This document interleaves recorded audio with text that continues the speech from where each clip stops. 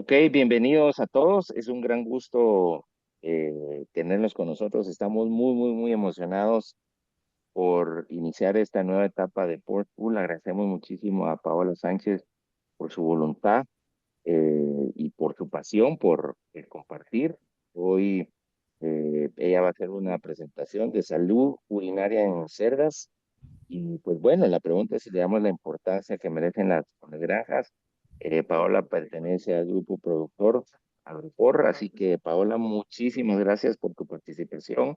Y al final de la presentación, si hay alguna pregunta, Paola la va a estar respondiendo, así que muchísimas gracias y Paola, adelante. Gracias. Muy bien, Rodolfo, muchísimas gracias. Bueno, yo también quiero agradecer a Porkel School que me ha elegido a mí para presentar el primer webinar y con un tema que a mí me gusta mucho, como es la salud urinaria de nuestras cerradas reproductoras en granja, porque sinceramente creo que es un tema muy común, pero del que poco se habla. Así que vamos a empezar. Y simplemente a modo de introducción, porque seguramente la mayoría de vosotros no me conozcáis, yo soy veterinaria y estudié en Murcia, en España. Después hice también un máster en el mundo del porcino y desde el año 2019 estoy haciendo el doctorado en la misma universidad y soy residente del Colegio Europeo de Manejo de la Salud Porcina. Trabajo desde hace 13 años como responsable de granjas de cerdas reproductoras en esta empresa, en Agroport, que está en España. Y bueno, también me dedico a favorecer con la asociación que tenemos aquí de veterinarios de porcino, la formación, sobre todo de nuevos técnicos que quieren entrar a formar parte del sector.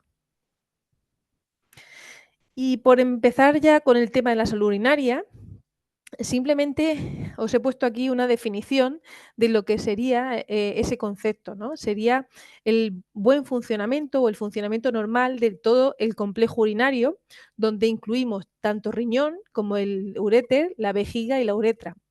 Pero resalto los riñones y la vejiga porque realmente son los órganos donde nos vamos a fijar cuando analizamos la salud urinaria de un animal adulto, de un porcino adulto. Y cuando hablamos de salud urinaria, esto implica que hay ausencia de cualquier enfermedad o de cualquier trastorno que evite que se eliminen los desechos y que se mantenga la hidratación correcta del cuerpo del animal. Y anatómicamente todos tenemos en la cabeza cómo sería ese sistema urinario, ¿no? Del cerdo, muy simple, los riñones que a través de los uretes desembocan en la vejiga y a través de la uretra al exterior. Por dentro, el riñón también, sabemos que tiene la parte de la pelvis, luego la corteza y la médula, que es bastante parecido al del humano, pero claro, dista mucho de la imagen que nos vamos a llevar en una granja cuando estamos frente a un animal al que realizar la autopsia.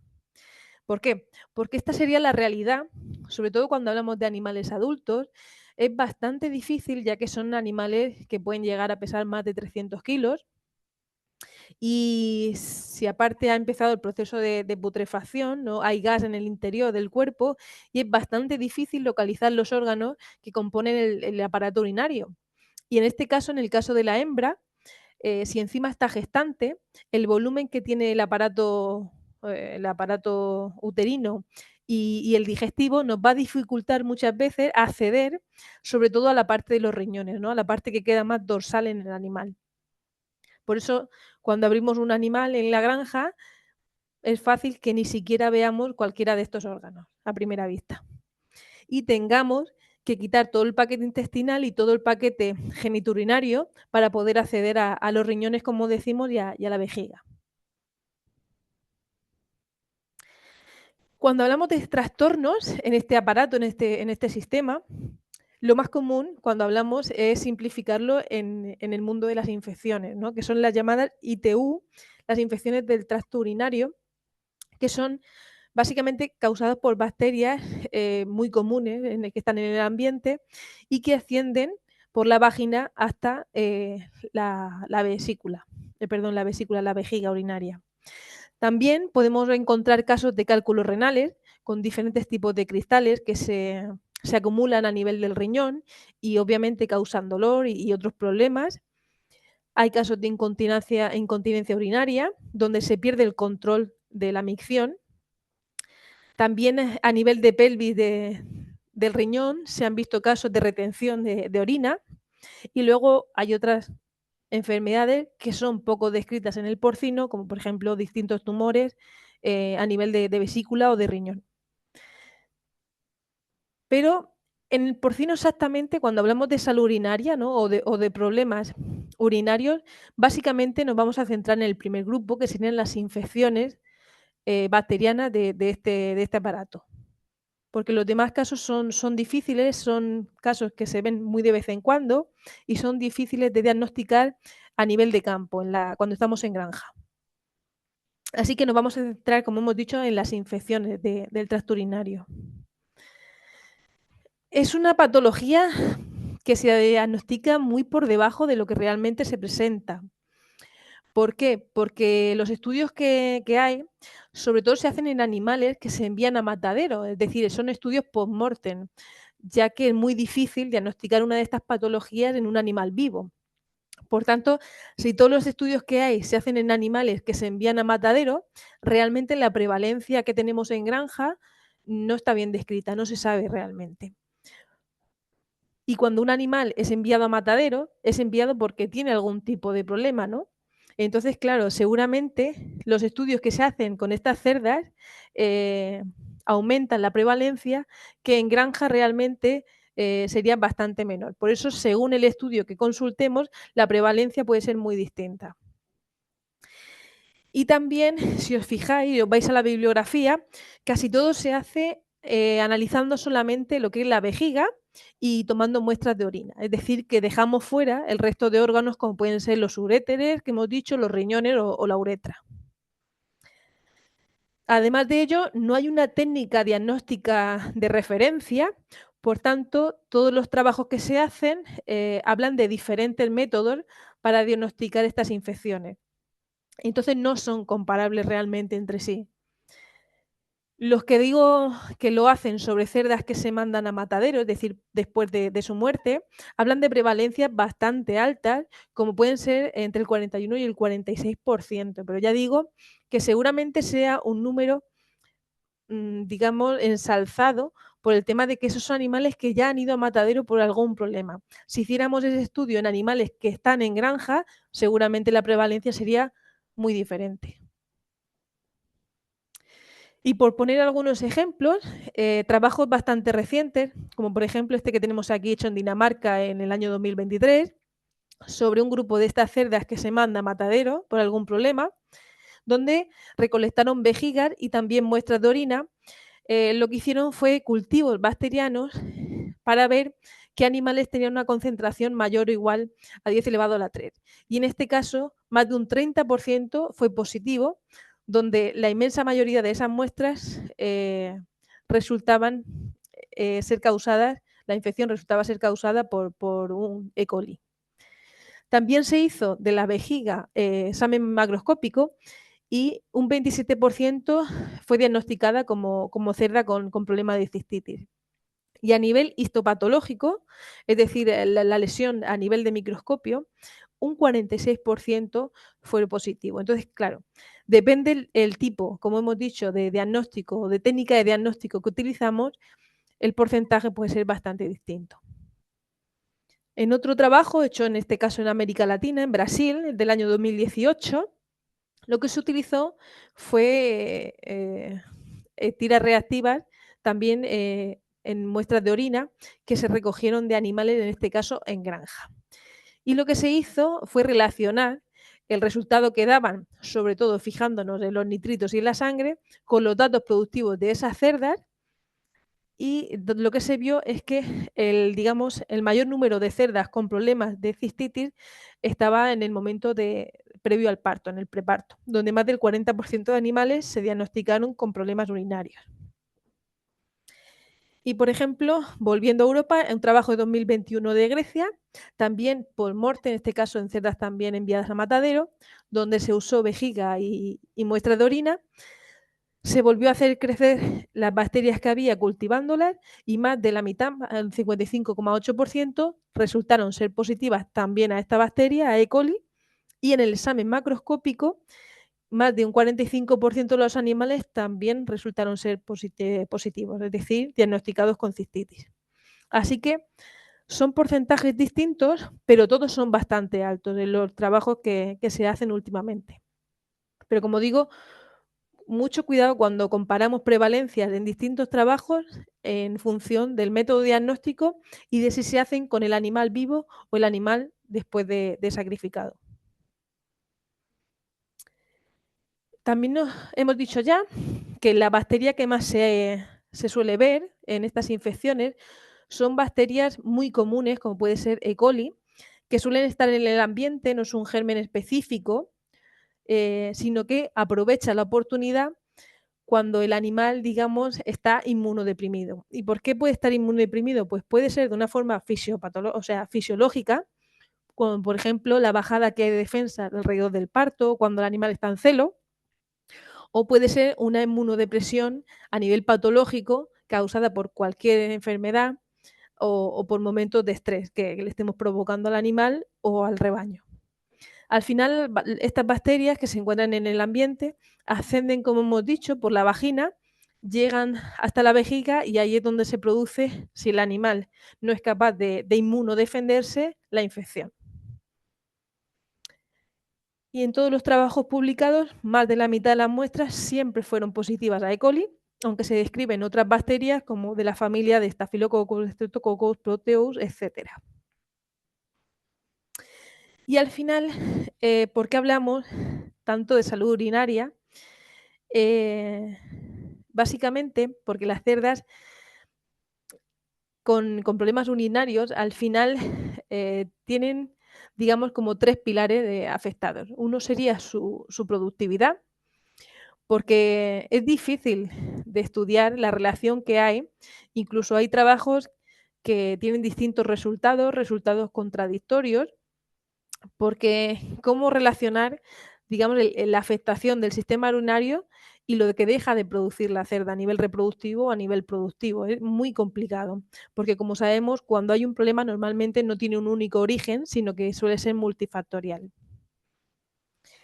Por otro lado, la longevidad, y es que cuando se afecta el sistema urinario, normalmente son casos de deterioro progresivo que se cronifican y al final seguramente el animal no muere por esta causa principalmente, pero sí que es motivo para que eliminemos de manera precoz esa cerda, antes, digamos, de haber agotado su vida productiva. Y por eso los estudios en matadero, los estudios que se hacen de cerdas eliminadas, cuentan con mayores prevalencia que los que se hacen a nivel de granja, de animales todavía vivos. Y luego el tercer pilar que se ve afectado cuando hablamos de problemas en el aparato urinario sería el bienestar animal. Y el bienestar animal, al final, es algo también muy complicado de estudiar, ¿no? Cómo afecta que ese animal eh, deje de eliminar desechos y deje de hidratarse bien y deje de funcionar correctamente a nivel urinario con su capacidad para estar bien, ¿no? Y al final la única manera que tenemos de relacionarlo es cuando vemos que el animal empieza a perder condición corporal y empieza a ser, digamos, afectado por otros patógenos también secundarios u otras patologías concomitantes. Y al final es fácil también, aunque no haya estudios tal cual que se relacionen, imaginarse cuando, por ejemplo, en humana se sufre de una infección urinaria, el dolor y el malestar que ocurre, que es muy común, por eso digo que es muy fácil imaginárselo, tiene que ser igual que en un animal, en un cerdo adulto. Así que aunque no haya estudios, no podemos dejar de obviar que el bienestar de los animales seguro está muy comprometido en estos casos. Bueno, la evolución de una infección del tracto urinario puede ser desde leve y cronificarse en el tiempo, prácticamente sin afectar al animal, o todo lo contrario, incluso terminando con la muerte del animal. En el caso de que llegue a nivel de riñón, podemos hablar de problemas de pielonefritis, pero también es común que se relacionen con infecciones del tracto genital, porque al final, por ascensión, las bacterias llegan a colonizar también el útero y dan problemas de endometritis, como se ve en la imagen, que es una cerda con descarga, una cerda sucia. La infección puede pasar también a nivel de sangre, causando una septicemia. Y como hemos dicho, el caso más grave sería el caso en el que el animal termina muriendo por esta infección a nivel generalizado.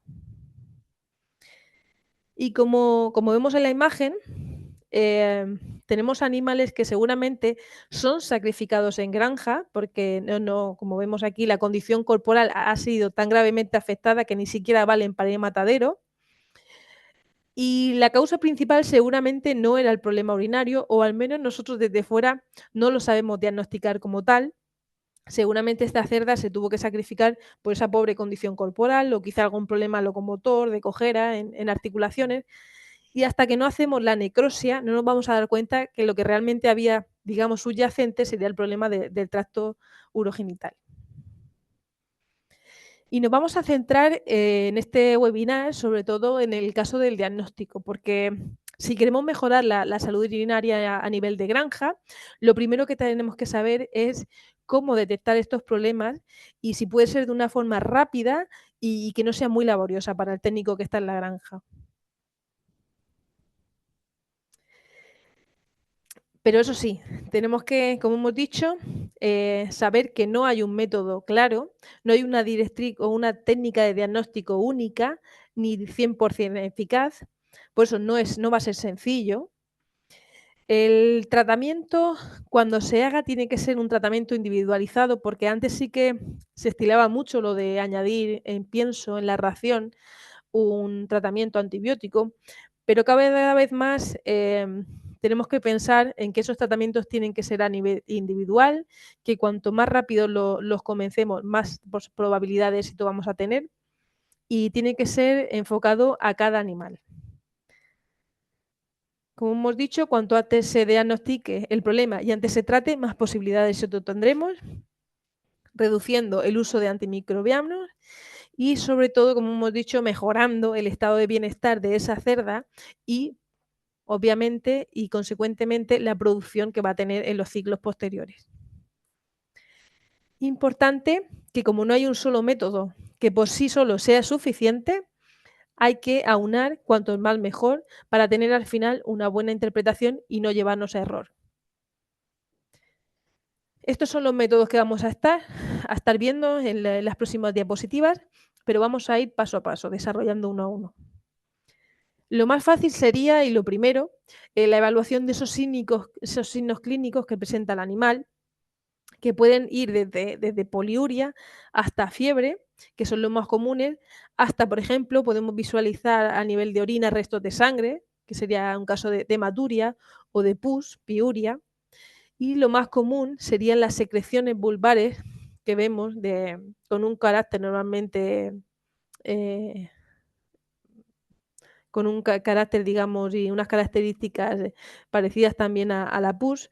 Pero claro, cuando hay una secreción vulvar, esto es un punto importante, no sabemos diferenciar a priori si esa secreción proviene del cérvix, proviene de la vejiga, o sea, una cistitis, o proviene del aparato genital, es decir, del endometrio, siendo una endometritis.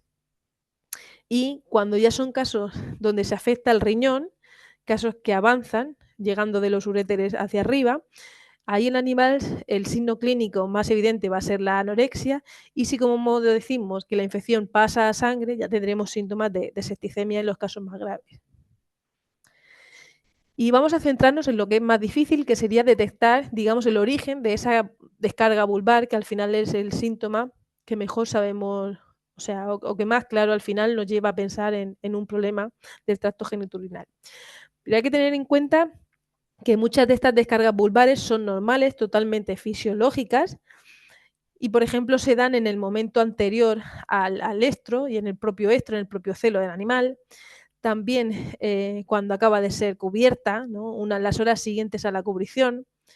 Hay también descargas fisiológicas, sobre todo al final de la gestación y, por supuesto, después del parto. Entonces, cuidado con estos momentos del ciclo productivo de la cerda, porque las descargas que veamos pueden ser totalmente normales. Sin embargo, y estas son las que nos interesan, aquí ya tenemos descargas que no van a ser normales. Cuando hablamos, por ejemplo, de las que vienen del cervix o de la vagina, del útero, ¿no? En el caso de las endometritis, tanto relacionadas como el parto como no relacionadas con ese parto. También hay descargas cuando se producen abortos, cuando hay problemas también de urolitiasis y en el caso que nos atañe hoy, cuando hay problemas en la vejiga de la orina o en el riñón, que son las cistitis y las pielonefritis. Y en cualquier caso, para saber si estamos delante de una descarga vulvar normal o anormal, sería muy útil evaluar las características físicas de esa descarga, como pueden ser la cantidad, ¿no? La consistencia que tiene ese líquido, esa descarga, el color, si tiene o no tiene olor y qué olor tiene, y si tiene la presencia de restos de sangre o color rojizo o de moco. Es muy útil. Aquí tenéis una tabla que os dejo, por si la queréis consultar. Y básicamente, para diferenciar las descargas normales de las que no lo son, como he dicho, la cantidad normalmente, cuando es una descarga anormal, suele ser una cantidad mayor de descarga que cuando es una cantidad normal. Suele haber, sobre todo en casos donde hay afectación de la vejiga con algún tipo de bacteria concreto, un olor característico amoníaco y suele tener también algún resto de sangre, por eso tiñen a veces la descarga de un color rojizo. En cuanto a la consistencia, hay desde descargas que son muy líquidas hasta más grumosas. En ese caso sí que nos podemos llevar a error. Pero por si queréis consultarlo, esta tabla es muy útil, sobre todo diferenciando de lo que es normal de lo que no. Y en el momento, como hemos dicho, en el que se presenta. Lo ideal sería, como os podéis ver aquí, sería observar a la cerda en el momento que está orinando, que está miccionando. Y el problema de cistitis, como veis, suele ser al final, ahí, donde se ve que esa orina es más turbia que la que está excretando al principio. ¿Por qué? Porque al final la vejiga de la orina acumula en su parte más declive el depósito ya sea de pus, de carbonato cálcico, y entonces se excreta al final de la micción, digamos, con las últimas contracciones de la vejiga. Por eso sería lo ideal si estuviésemos delante del animal cuando orina. Si no es así, el animal no lo vamos a ver orinando, es importante, como hemos dicho, ver la cantidad. Por ejemplo, esta cerda vemos que tiene tanto por el suelo como alrededor de la vulva mucha cantidad de pus y entonces nos haría pensar que no, en este caso se relaciona tanto con un problema de la vejiga, sino más bien del útero. El momento del ciclo, porque cuando son animales con problemas de infección uterina, normalmente las descargas se producen cuando ese útero, ese canal se abre, que será el momento en que el animal está en celo o en el momento del parto, esos dos momentos del ciclo. Entonces vamos a fijarnos si ese animal está en uno de esos dos momentos, que nos quiere sobre todo indicar que estaríamos delante más de un problema de útero que de cistitis, porque cuando es un momento, o sea, cuando es un problema de cistitis no se relaciona con ningún momento concreto del ciclo. La consistencia, que no se aprecia muy bien en la imagen, pero en este caso sí que sería un problema de cistitis, y es como una consistencia muy arenosa, porque tiene bastante cantidad de carbonato cálcico y se queda, sobre todo cuando la orina se seca, se queda adherido a la zona de la vulva y en el suelo. Y en este caso se ve la presencia de grumos que normalmente tampoco se relaciona a priori con problemas de cistitis. Suele ser más cuando hay casos de endometritis. Y hay veces que la descarga, como pasa en este caso, es tan pequeña que no sabemos diferenciar simplemente si vemos las gotas que hay en el suelo, si se trata de un caso de descarga normal o de descarga normal. Pero, por ejemplo, hay que fijarse en el detalle de la cola, que aunque es corta, tiene restos secos de esa descarga, que en este caso ya se ha secado y coge ese color, digamos, rojizo, marrón, pero que no deja de ser descarga sucia. Entonces, claro, si viéramos solamente lo del suelo, es muy poco para evaluarlo, pero al tener la cantidad que tiene alrededor de la cola, en este caso sí podemos ver que la cantidad es bastante mayor. Entonces, hay que poner bastante interés en estos pequeños detalles. Y bueno, si el animal no está vivo en este caso, y lo que podemos realizar es una necropsia, un estudio post-mortem, nos vamos a fijar en cada uno de los órganos que componen el sistema urinario, empezando por la vejiga, que también es lo más fácil de detectar cuando abrimos el animal, donde en casos agudos de cistitis Normalmente lo que se observa en la pared interior son pequeñas petequias, pequeños puntos como rojos en la pared, distribuidos heterogéneamente, pero también puede haber una inflamación catarral, puede haber fibrina, puede haber incluso restos de sangre, llegar a hacerse alguna úlcera en la pared o incluso algún área donde empieza a morir ese tejido y se necrotiza. Y suele ser una pared de esa vejiga bastante más delgada de lo normal. Sin embargo, si el animal cronifica esa enfermedad, la pared lo que hace es tender a acumular tejido conectivo y se engrosa. Por ejemplo, aquí se ve en la primera foto cómo se ven esas petequias, esos puntitos de color rojo en la pared interna de la vejiga, característicos de esos problemas agudos. Y en la segunda foto, un poco más cronificado. Aquí tenemos también dos vejigas donde el problema ha ido avanzando y ya se ve también el acúmulo de pus que hay en el interior en ambas fotos. Y en estas incluso ya vemos cómo la pared adquiere ese engrosamiento típico de casos que avanzan más. Y ya, por ejemplo, en el caso de estas dos cerdas, digamos que ya son problemas que llevan más tiempo y entonces el animal, aparte de tener acúmulo de moco, acúmulo de pus, la pared está totalmente engrosada y aquí sí que son casos donde normalmente el riñón suele también tener algún grado de afectación.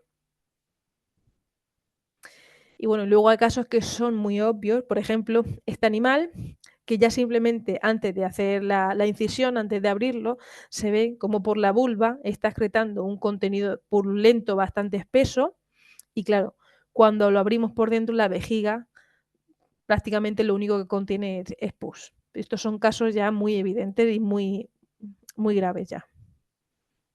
Los uréteres también somos capaces de estudiarlos en una necropsia y simplemente los vamos a abrir para ver si hay un exudado o no dentro y si tienen el diámetro más grande de lo normal o no. Aunque normalmente tienes que haber visto muchos uréteres normales, digamos, para saber si el diámetro es mayor o no de lo que debería. Los riñones sí, los riñones pueden estar afectados de manera uni o bilateral, es decir, uno o los dos. Normalmente el principal defecto que se ve es una distensión de esa pelvis renal, ¿no? de esa zona central. Y hay veces que en esa misma pelvis se retienen restos de sangre, de pus o simplemente de orina.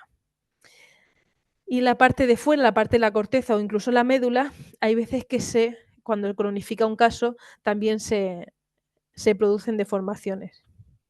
Esto, por ejemplo, por fuera, a priori sería un riñón normal, aunque vemos que ya hay áreas con alguna decoloración, ¿no? Zonas que son como más parduzcas, y al abrirlo, como vemos, hay una distensión total de la pelvis renal y se ha perdido la estructura interna característica del riñón. Otro método del que quiero hablaros esta tarde sería el uso del ecógrafo o el examen ecográfico del aparato urinario. ¿Por qué? Porque es un aparato muy útil y con el paso de los años creo que va a ser algo imprescindible en cualquiera de nuestras granjas.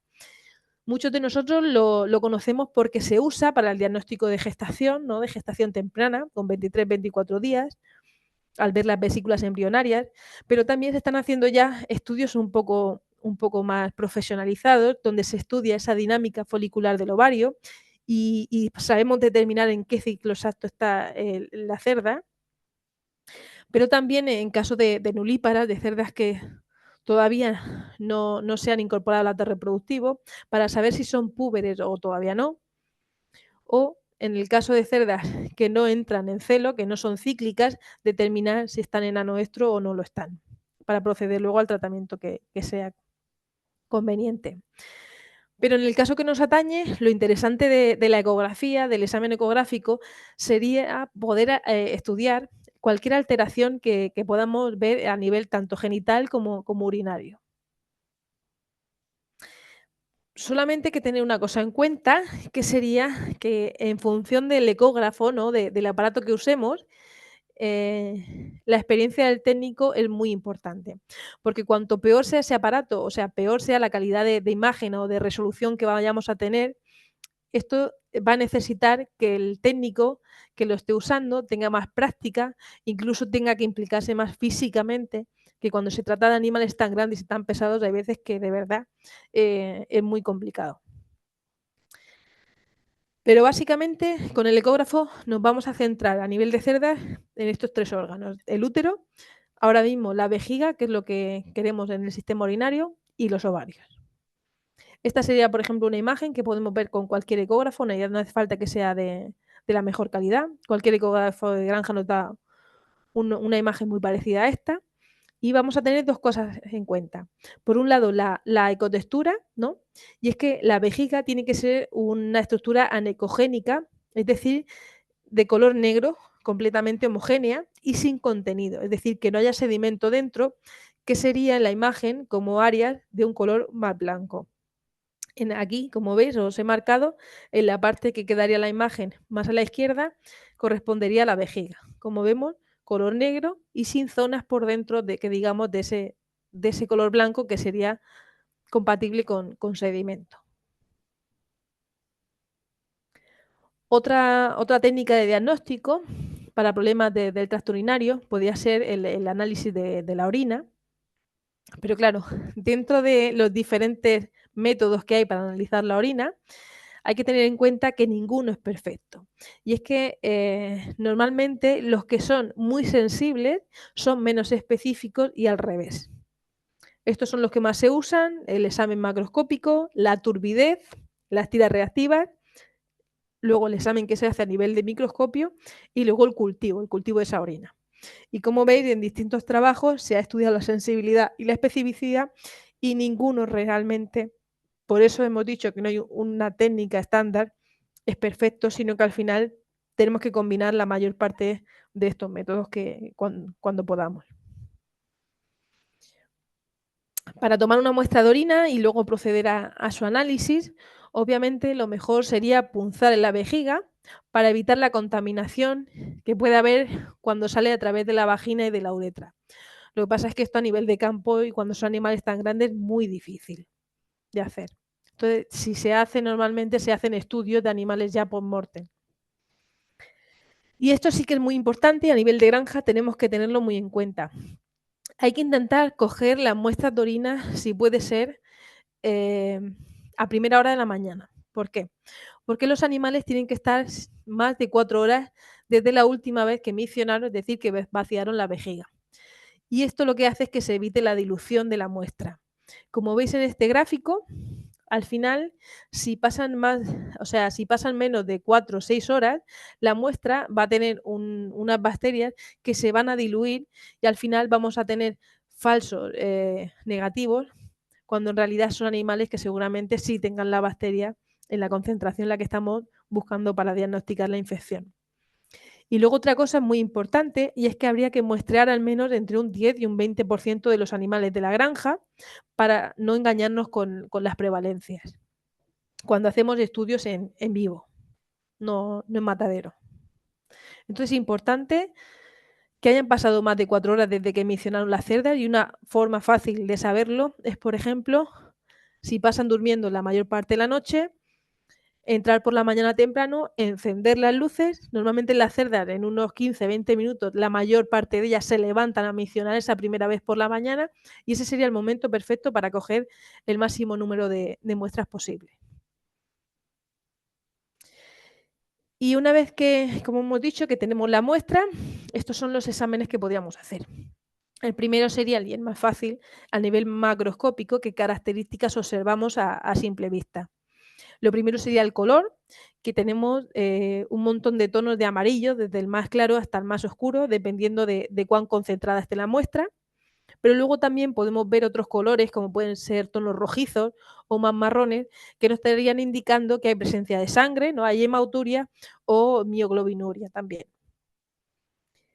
Fácil de apreciar sería también la turbidez, y es que se ve rápidamente si la muestra es un líquido claro, transparente, o por el contrario, tiende a ser más opaco y no dejar pasar la luz y tener un grado de turbidez mayor. Y está relacionado con la presencia de bacterias, es decir, que cuanto a mayor turbidez tenga la muestra, se relaciona positivamente con mayores posibilidades de bacteriuria. Y otra cosa fácil sería el olor, Y es que no siempre cambia, puede que haya una muestra con una infección, o sea, de un animal con una infección de orina, que no tenga ningún olor característico, pero hay determinadas bacterias que producen un olor a amoníaco muy fuerte, como por ejemplo el caso de Corynebacterium suis. Y es muy fácil de oler la muestra y saber si lo tiene o no. Como digo, esto sería un ejemplo, en una misma granja, muestras que se han cogido en el mismo momento, ver la heterogeneidad, ¿no? Y el amplio abanico que hay tanto de colores como de turbidez y de transparencia de las muestras. Y aquí esto sería en una cerda, digamos, post-mortem, haciendo el estudio de necrosia después de muerta, donde se ve que la orina está más bien con tonos tirando a naranjas, rojizos, como hablábamos, y bueno, aunque se ve también la lesión en la pared. Y aquí otra muestra también de una cerda, donde la necrosia se observa ya que la orina que hay en el interior de la vejiga tiene un grado de turbidez bastante alto, que como hemos dicho se puede relacionar con esa presencia de bacterias. Al nivel de microscopio también se puede observar la orina, lo que pasa es que ya tendremos que o bien mandar la muestra a un laboratorio externo, si no disponemos de uno en granja, y el resultado ya tardaría algunos días en llegarnos, porque al final hay que centrifugar y resuspender la muestra para poder observarla bien al microscopio. Pero básicamente lo que se va a poder hacer es contar y diferenciar células de la serie roja, de la serie blanca, que en este caso normalmente se da un positivo cuando hay más de 5 células de este tipo por campo visual, si hay también bacterias y cuántas hay, y bueno, diferentes tipos de cristales que también se pueden observar al microscopio. Algo fácil también sería realizar con la orina un test de tiras reactivas, que es muy fácil de obtener. Perdón, un segundo. Muy fácil de obtener el test de tiras reactivas por muy poco dinero y son universales. Entonces, no están específicamente fabricadas para problemas urinarios, pero son muy útiles. ¿Por qué? Porque aunque sea un método indirecto, se puede usar, como digo, a nivel individual en cada una de estas muestras por muy poco coste y incluso cuando el técnico que toma las muestras y que hace la lectura tenga muy poca experiencia, porque al final vamos con el mismo bote a comparar el resultado de cada tira con la referencia que nos dan ellos. No hay que tener ninguna experiencia para interpretarlo. Y sobre todo en problemas de orina lo que vamos a ver es la capacidad de que la tira nos detecte leucocitos, también restos de sangre, aunque al final sería algo poco específico, restos también de proteínas, es capaz de detectar, el pH, que en el caso normal de la orina tendría que estar entre 5.5 y 8, y cuando subiese de ahí seguramente estaríamos delante de un problema a nivel de sistema urinario. Y luego digamos, el factor de los nitritos, que está relacionado cuando tenemos un positivo a nitritos en una tira de orina con una infección, digamos, a nivel urinario con una carga por encima de 10 elevado a la 6 unidades calorías formadoras por mililitro.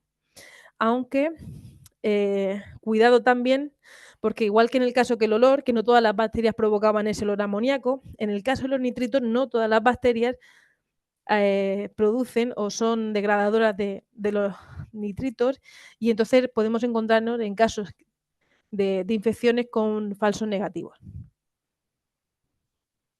Y luego podemos cultivar esa orina para ver si crecen o no crecen bacterias, pero siempre es importante saber cómo se obtuvo la muestra, en este caso si fue por cintocentesis, ¿no?, punzando directamente en la vejiga, o si fue recogiendo la orina cuando miccionaba al animal, por lo que hemos dicho de las posibles contaminaciones a través de la vagina y de la uretra, que nos pueden llevar a falsos positivos, y por tanto sería esencial cuantificar esas bacterias que vamos a encontrar en la orina. Al final, según el trabajo que consultemos, hay distintos puntos de corte, pero más o menos coinciden en que sería 10 elevado a la 5 unidades formadas de colonias lo que podíamos tener para diferenciar entre una muestra compatible con una contaminación por bacterias o no. Y también la utilidad que tienen los urticultivos, sobre todo, son la posibilidad de hacer un antibiograma después con esa bacteria que hemos hecho crecer para poder tener un tratamiento concreto del animal y reducir al final el uso de antibióticos y tener un tratamiento lo más eficaz posible. Solamente por mencionarlas, aunque no se usan a nivel de campo, otras técnicas serían el análisis de sangre, donde podríamos buscar un aumento de la urea o de la creatinina, también del potasio, niveles de deshidratación del animal o incluso anemias no regenerativas. Lo que pasa es que al final, a nivel de campo, es más complicado tomar esas muestras de sangre. Hay que mandarlas a un laboratorio normalmente externo, si no está en granja, y tardan también en venir unos cuantos días, además del coste que tienen. Y no son nada específicas. Y la endoscopia, que la endoscopia se ha llegado a usar en algún estudio, pero es una técnica bastante costosa, muy lenta, el técnico necesita una formación previa muy alta y normalmente es incompatible con el bienestar del animal, porque es una técnica invasiva.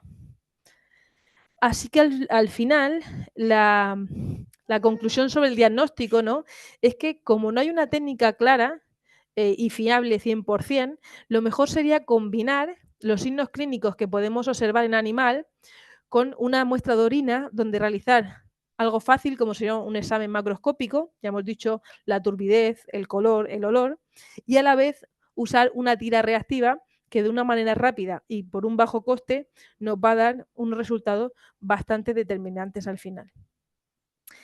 Es importante, lo que hemos dicho, recoger entre el 10 y el 20% de animales a poder ser, porque dentro de una misma granja hay una variabilidad grandísima. Por ejemplo, como veis en la foto. Así que importante recoger suficiente número de muestras y si puede ser repetir el análisis una semana o 2 semanas después, si no nos fiamos o queremos, digamos, certificar la prevalencia que esperamos. Y como conclusión, después de haber estudiado la forma en que podemos valorar la salud urinaria, digamos, que tenemos en nuestra granja, simplemente factores que nos pueden ayudar a mejorar a nivel de campo esta salud urinaria, que no nos implican un gran coste ni un gran conocimiento técnico y se pueden implementar en cualquier granja, podrían ser los siguientes. Aumentar el consumo de agua, pero claro, tiene que ser un agua de calidad, aparte de cantidad. Es también a día de hoy algo muy común incorporar tanto vía agua de bebida como vía pienso acidificantes que regulen el pH, tanto a nivel urinario como geniturinario y digestivo. Aditivos en pienso, que también van enfocados a eso, a modificar ese pH y la microbiota que tenemos, favoreciendo siempre bacterias normalmente acidófilas. Y algo básico sería una limpieza continua de las instalaciones, sobre todo si son animales que están confinados individualmente en jaulas, la zona posterior donde la vulva descansa. Y obviamente si pudiéramos mantener un grado de humedad lo más bajo posible, sobre todo también en esta zona, sería ponérselo bastante difícil a las bacterias para colonizar vía ascendente esa vejiga. Y al final, los chequeos que acabamos de decir, con estas tiras, con estos exámenes macroscópicos de orina, ese 10-20% de la población, son muy fáciles de hacer y cada 15 días, cada mes, serían básicos para hacer en granja de manera fácil. Aquí unas cuantas referencias y nada más. Si hay alguna pregunta, voy a estar encantada de contestarla y si no, más adelante pueden hacerla. Muchísimas Gra- gracias. Gracias, Paula, por tu presentación. Agradecemos mucho. Vemos que no hay ninguna pregunta, así que, como siempre, estos webinars van a ser subidos en nuestra página de YouTube por School. Y Paula, no me queda más que agradecerte tu participación y tan interesante presentación. Y esperamos que esto sea de mucho beneficio para la industria. Aquí queda tu correo y tus contactos. Así que muchísimas Muy gracias. bien. A vosotros, ha sido un placer. Gracias. Gracias, Paula.